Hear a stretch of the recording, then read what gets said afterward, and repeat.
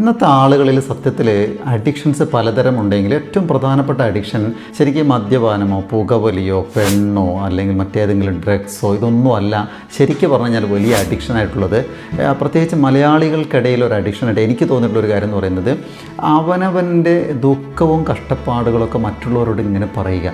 അങ്ങനെ പറയുമ്പോൾ നല്ലൊരു സുഖമാണ്. ശരിക്കും ലൈഫിൽ 80% സന്തോഷത്തിലാണെങ്കിലും കുറച്ച് ദുഃഖം ഉണ്ടാവും. പക്ഷേ സുഹൃത്തുക്കളോട് ഫാമിലിയിൽ ആരോടെങ്കിലും പറയുമ്പോൾ എങ്ങനെയുണ്ട് ജീവിതം എന്ന് ചോദിക്കുമ്പോൾ ഇവിടെ ആകെ കഷ്ടമാണ്, പിന്നെ അസുഖമാണ്, കുടുംബത്തിൽ പലർക്കും രോഗമാണ്, ബിസിനസ് ഭയങ്കര മോശമാണ്, ജോലി ഒരു സുഖമില്ല, കൊളീഗ്സ് വളരെ മോശമാണ്, മുമ്പ് നല്ലതായിരുന്നു ഇപ്പോൾ മോശമാണ്, ഇങ്ങനെ എല്ലാം മോശമായിട്ട് ദാരിദ്ര്യം പ്രയാസങ്ങൾ ഇങ്ങനെ പറഞ്ഞുകൊണ്ടിരിക്കുന്ന ഒരുപാട് ആളുകൾ കാണാം. സത്യത്തിൽ പറയുന്നവർ പ്രതീക്ഷിക്കുന്നത് ഞാനിങ്ങനെ പറയുമ്പോൾ മറ്റുള്ളവർക്ക് എന്നെ സഹായിക്കാൻ വരുന്നതാണ്. സത്യത്തിൽ അവരും അത് ആഘോഷിക്കായിരിക്കും അവർ. പക്ഷേ അതുകൊണ്ട് അത് പറയാതിരിക്കുക. അതിനേക്കാളേറെ അങ്ങനെ പറയുന്നതനുസരിച്ച് ഈ പ്രയാസങ്ങൾ അവൻ്റെ ജീവിതത്തിലേക്ക് കുന്നുകൂടിക്കൊണ്ടേയിരിക്കുകയുള്ളൂ.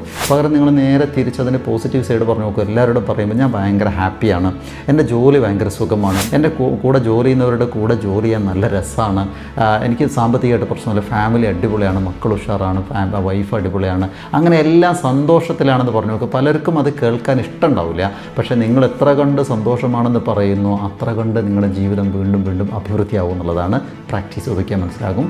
B practical in your life.